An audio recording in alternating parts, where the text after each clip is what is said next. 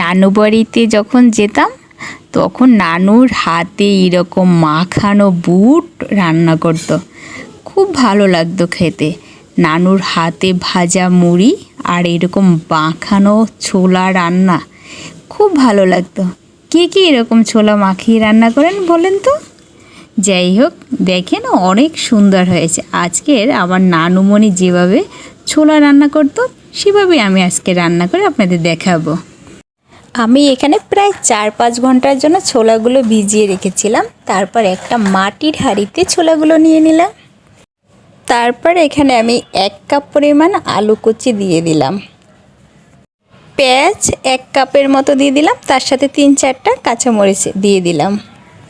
তোমরা কে কে এরকম নানু দাদি আপুর কাছ থেকে এরকম ছোলা মাখা রান্না খেয়েছো অবশ্যই কমেন্ট করে জানাবা। তারপর এখানে আমি 1 চামচের মতো রসুন বাটা দিয়ে দিলাম, আদা বাটা 1 চামচের মতো দিয়ে দিলাম, জিরা বাটা 1 চামচের মতো দিয়ে দিলাম। তারপর এখানে আমি স্বাদ মতো লবণ দিয়ে দিলাম, যতটুকু লাগবে লবণ ততটুকু দিয়ে দিলাম, দরকার পড়লে আবার দেবো, এই জন্য একটু কম দিয়ে রাখলাম। তারপর এখানে হলুদের গুঁড়ো 1 চামচের মতো দিলাম। বুট রান্নায় সবসময় একটু হলুদের গুঁড়োটা একটু বেশি লাগে, মরিচ একটু কম দিয়ে দিলাম, আবার মরিচের গুঁড়ো দিলাম, তার সাথে ধনের গুঁড়ো দিয়ে দিলাম এবং গরম মশলার গুঁড়ো দিয়ে দিলাম। এই রান্নাটা যখন করতেছিলাম না, তখন আমার নানুমণির কথা খুব মনে পড়ছিল। আমার নানুমণি খুব অসুস্থ, সবাই দোয়া করবেন।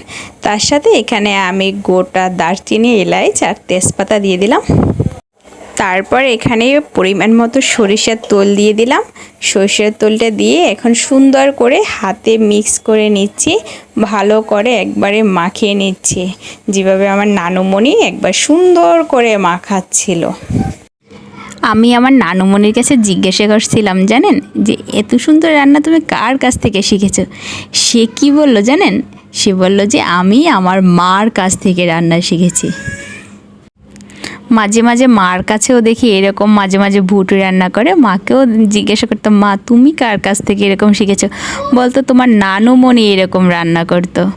এরকমই তো আবার আমরা রান্না শিখছি আমার মার কাছ থেকে, এরকমই তো আবার আমার মেয়ে, আমার সন্তানরা আমার কাছ থেকে রান্না শিখবে।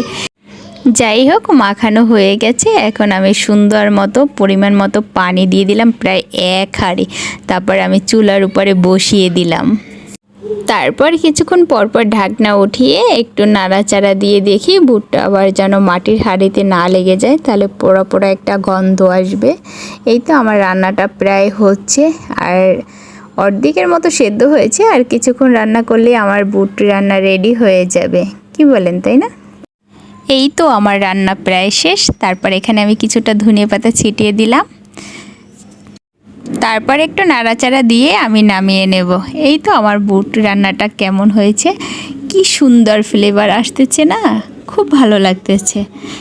এই তো আমার বুটটা আমি প্লেটে বেড়ে রেখেছি, দেখেন কত সুন্দর কালার হয়েছে, তাই না?